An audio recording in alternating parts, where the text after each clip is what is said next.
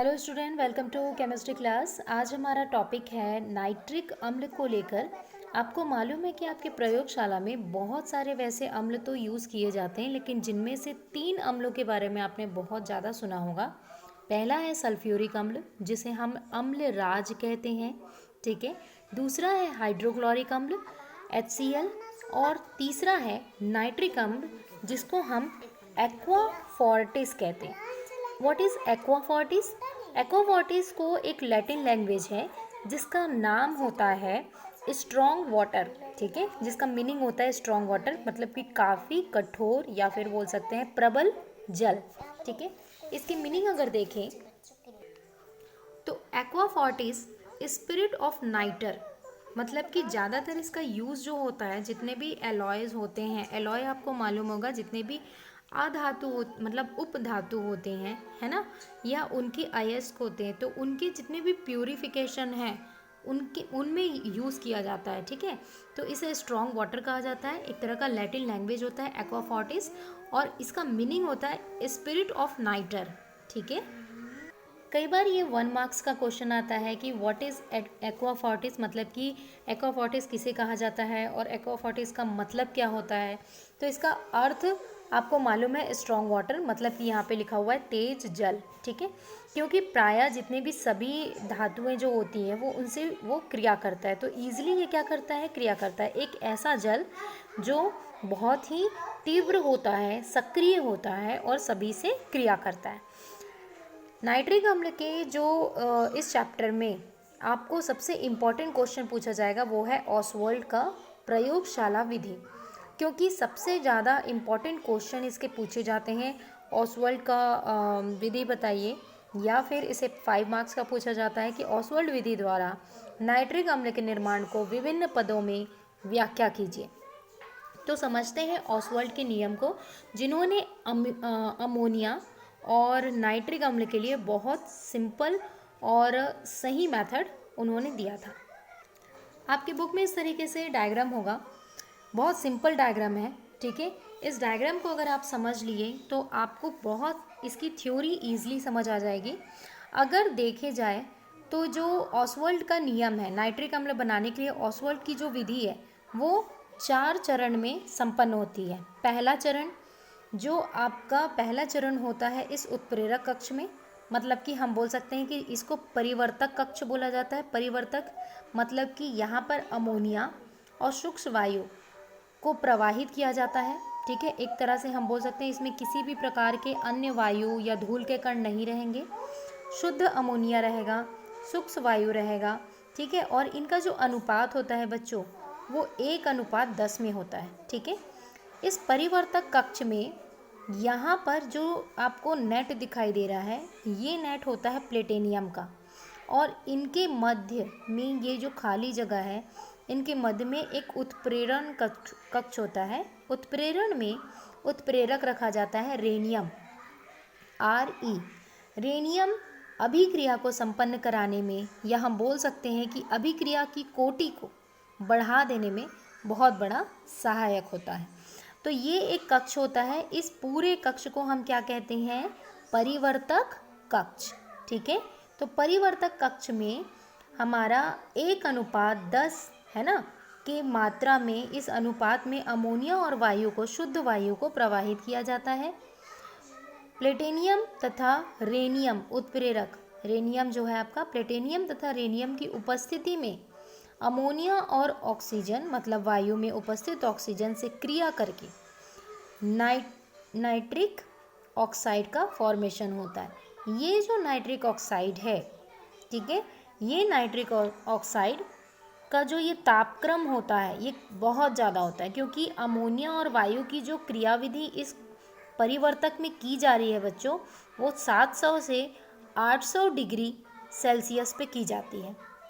अब इतने तापक्रम में जब यह गैस का निर्माण होता है, जो नाइट्रिक ऑक्साइड है, वह गैस क्या होता है, आगे की ओर इस प्रशीतक में जाता है।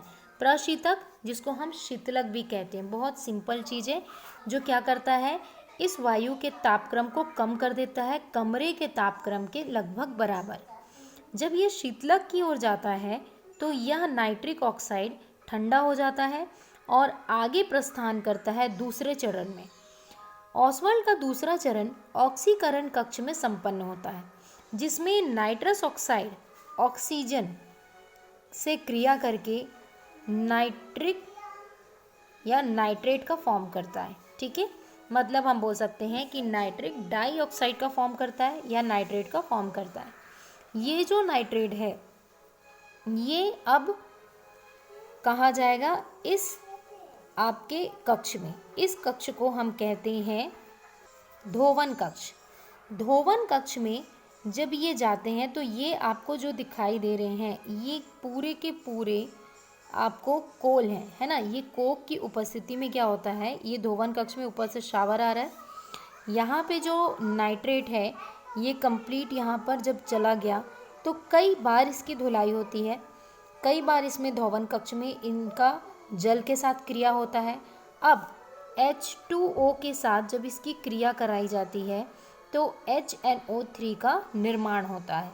HNO3 के साथ NO का भी नाइट्रिक ऑक्साइड का निर्माण होता है। ये नाइट्रिक ऑक्साइड यहाँ से, इस पाइप को देख रहे हो, ये नाइट्रिक ऑक्साइड यहाँ से पुनः इस केंद्र में फिर से आ जाते हैं और फिर से नाइट्रेट बन के फिर यहाँ आते हैं। तो ये चरण एक चक्र की भांति यहाँ से यहाँ, ये जो पाइप है यहाँ से यहाँ आप कनेक्ट कर सकते हो, ये कंप्लीट चलता रहता है।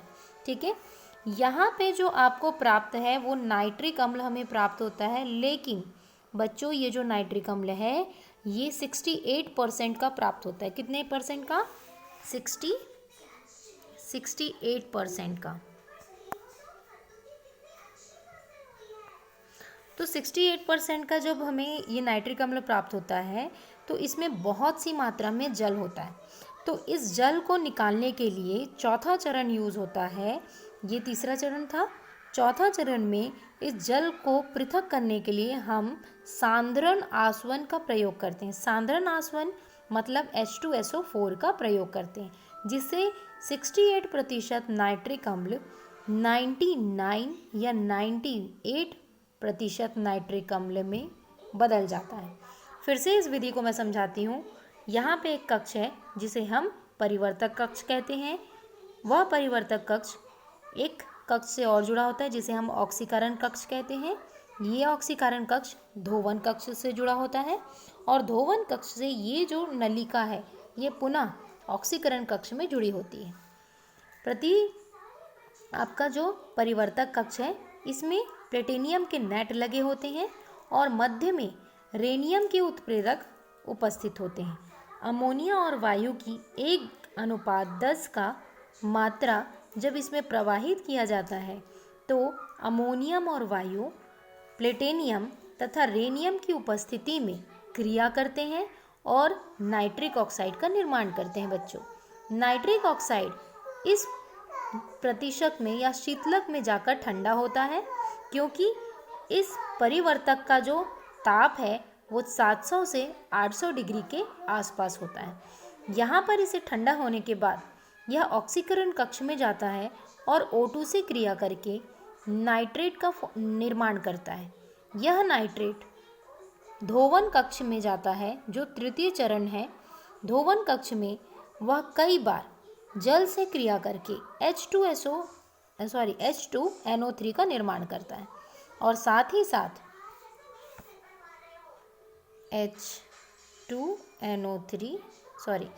HNO3 प्लस NO का निर्माण करता है। ठीक है, और HNO3 जो हमारा बनता है ये नाइट्रिक अम्ल ये 68% का बनता है।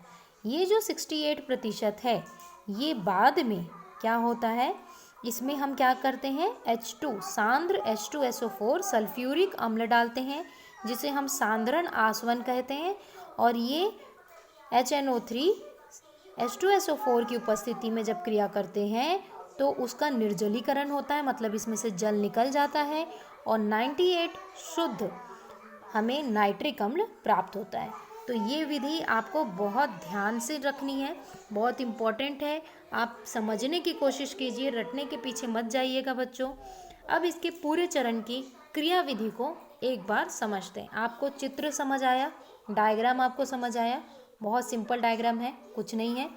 आपको ध्यान देना है कि एक बार एक परिवर्तक कक्ष है, एक शीतलक है, एक ऑक्सीकरण कक्ष है, एक धवन कक्ष है और यहाँ पे हम संग्रह कक्ष यहाँ पे दिख रहे हैं। ठीक है, तो अब इसे समझते हैं चरणों में।